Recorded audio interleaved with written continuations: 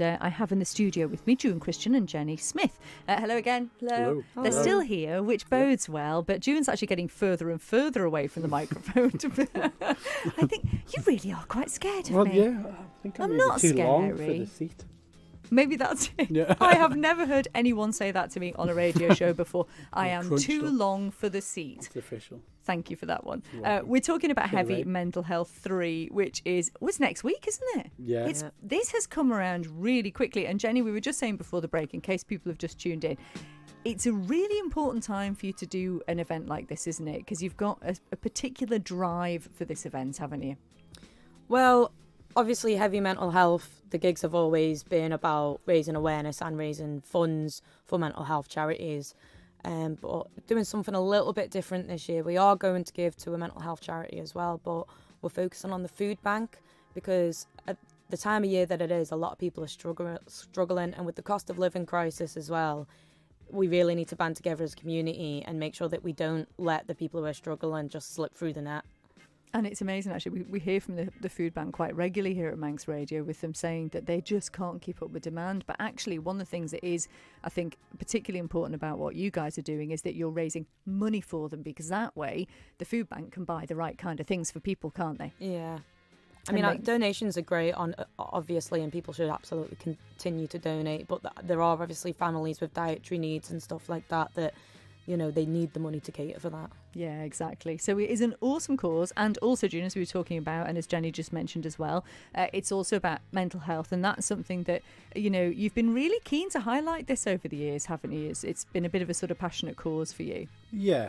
I mean, we've talked about it numerous times, there was an explosion of people taking their own lives in the island, and, you know, a couple of years back, and obviously it's still continuing. And you don't even have to know these people directly to know somebody that's affected. Mm-hmm. I mean, it's coming up to an anniversary of my cousin who took her own life, and I suppose my kind of well, for me it goes back to then, because I mean, she was my friend and she was my cousin, and it rattles and you never lose that. It doesn't matter what we can do we can never replace the person that's gone, but hopefully just by, and a lot of people do, but just by raising awareness, let alone funds, can stop it happening to a family. So I think it's just keen, and awareness is still good. I think it definitely has changed over the last few years. People are really more open about it.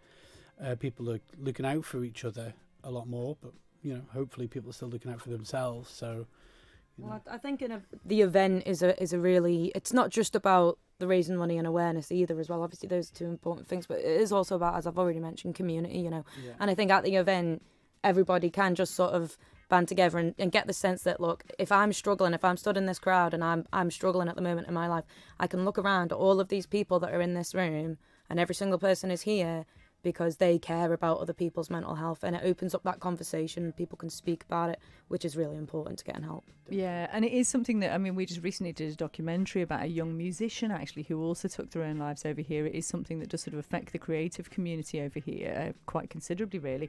And actually, during today is International Men's Day. Yeah, Of course. we're talking about it on the way up. Yeah, and so actually, it's a really, I think it's quite a poignant day to bring this up. Yeah, I think the statistics still show that men are quite vulnerable to this.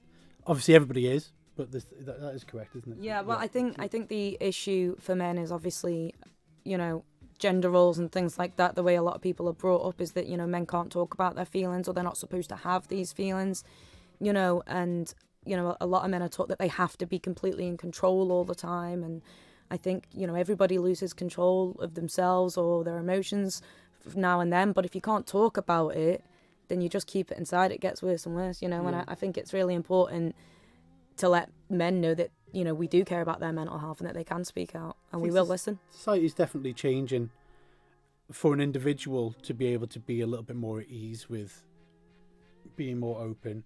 It's all right to be sad. I think that's one of the keys. It never used to be all right for a man to be unhappy. But now it is, you know, there's no harm with being quiet and taking yourself away from a situation if you need to. It's all right. Nobody judges you. But it doesn't mean that everybody's better with it. So it's just nice to try and make sure everybody knows that it's all right, man.